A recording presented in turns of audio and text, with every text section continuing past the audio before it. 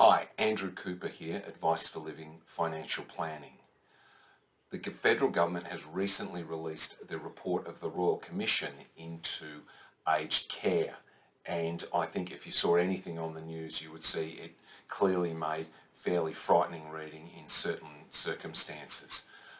There have been a number of instances where there's been some really horrible treatment of aged care residents, and I'm sure no one who has any contact with it would want any of that to happen.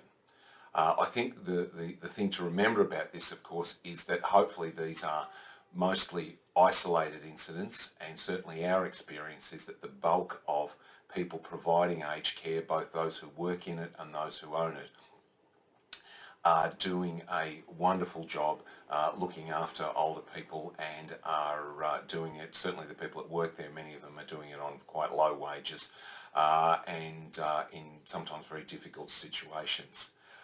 So although there certainly are some very poor examples, there are overwhelmingly, there is generally, I think, quite great care being provided to many people. But what the report did identify, of course, is that there are major problems in the area, and not the least of which is the funding of aged care.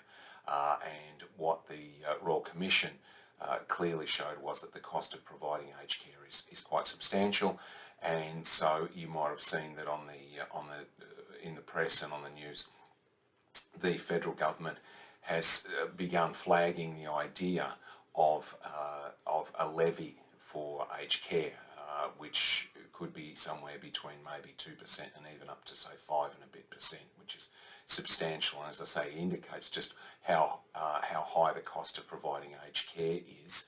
And I know any of you that have either dealt with aged care, or of course, many of you have come to see us about aged care. Is one of the things that I think strikes most people is that it is a very expensive exercise. So I think there's going to be a lot more to be seen in that area in terms of government recommendations. I think there's something like 143 recommendations in the review, and so clearly it's going to take the federal government to a substantial amount of time to work through that. There's some inherent issues, I think, that are difficult in that the setup costs are substantial. I mean, obviously the cost of building aged care facilities is high, and then it's not running a hospital, but it's certainly it's somewhere between a hospital and a hotel, I suppose you'd say, and the costs of running that can be quite substantial. But then again, we get the other side of it where we see pictures and footage of aged care facility owners driving what can only be described, living what can only be described, I think, is a fairly lavish lifestyle, and so that is concerning as well. So I'm not sure where that's going to lead. I don't know what the federal government's going to, how the federal government's going to attack that. I know there are some people from the financial planning industry who are being involved with the government in terms of looking at a response to those recommendations. And certainly some of the people I know who are doing that are very, very good people, so hopefully there'll be a better outcome.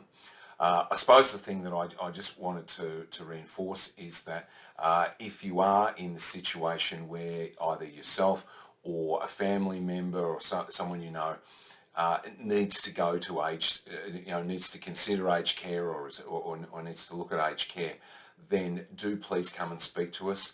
The laws were changed as of the start of last year that require any financial advisor who wants to provide advice on aged care needs to have a special accreditation and an additional training and that sort of stuff.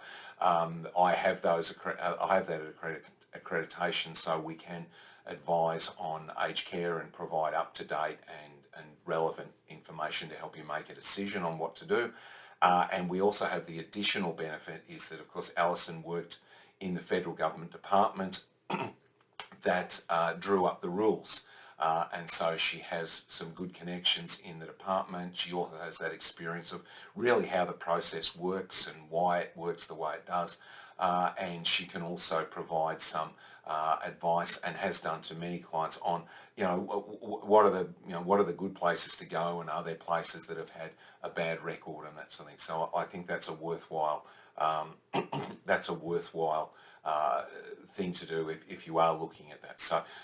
So anyway, interesting times ahead as the government goes to decide what to do about aged care. And as I said, if you have any issues, any concerns about yourself or someone else is going to aged care, then do please get in touch, and we can assist you with that. Thanks.